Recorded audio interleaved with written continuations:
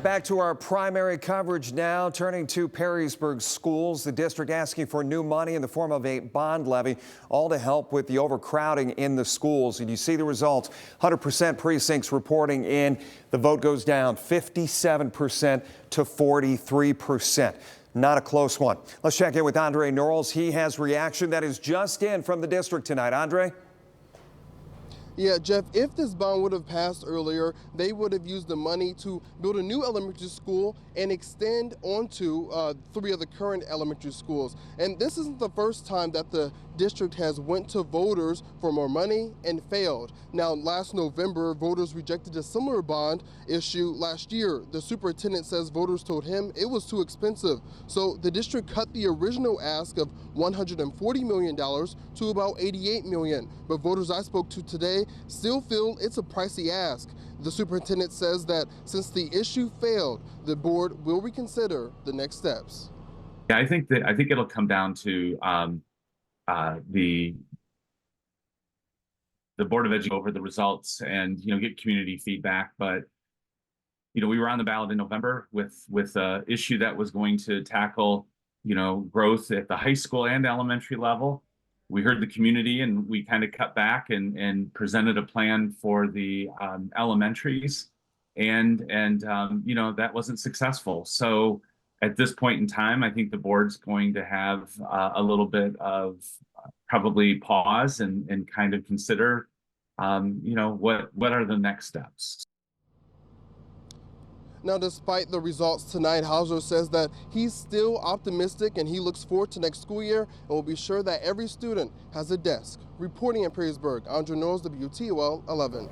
Meantime, Anthony Wayne local schools going to voters with a new tax ask today. It was to bring in over $3 million annually over a 5-year period beginning next year. The results are in. We wanted to show those to you there at home. And right now we've got a very close vote, only about 200 votes difference or so, 200 plus, 51% to 49%.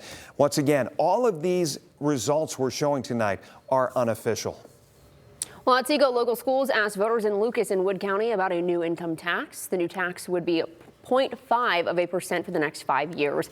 Just a dozen votes separated yes and no here. Look at that, 50%, coming in at 1,452 votes saying no. This is 100% voting for Otsego for this income tax. Yeah, that one flipped late in the hour tonight. In Henry County, voters were asked about a new tax for Napoleon schools, bringing in almost $2 million to the district beginning next year and continuing for the next 5 years. And it appears voters turned this one down in an extremely close race. Once again, the results unofficial. There are still provisional ballots that have to be canceled. So we'll continue to stay on top of this one for you. Turning now to Ottawa Hills, the district asked voters for new money after a typo prevented the issue from appearing on the ballot in November. And it passed tonight. The county auditor estimating that it will collect $2.34 million annually, and the cost to an owner of a $100,000 home about $452 every year. This is being 67% coming in as a yes vote, 33% for no. Again, this is for the Ottawa Hills school levy. Our Dominique O'Neill is live from Ottawa Hills with the reaction tonight. Dominique, what are you hearing? Yes, Jeff and Kaylee, the district has now that the levy has passed, now the district won't have to make cuts to athletic programs or classroom resources. And this is on the heels of, after them waiting for so long, now they can use it to maintain current staffing and support levels. We talked to the superintendent of Ottawa Hills local schools, Dr. Adam Fineski. He says this is a great step forward for the. We're so grateful and so thankful for our community.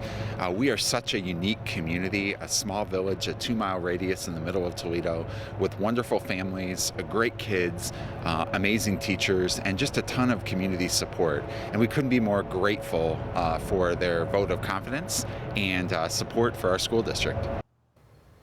Again, the new levy will cost property owners $452 for every owner that has a house approximately worth $100,000. The collection will start in 2025.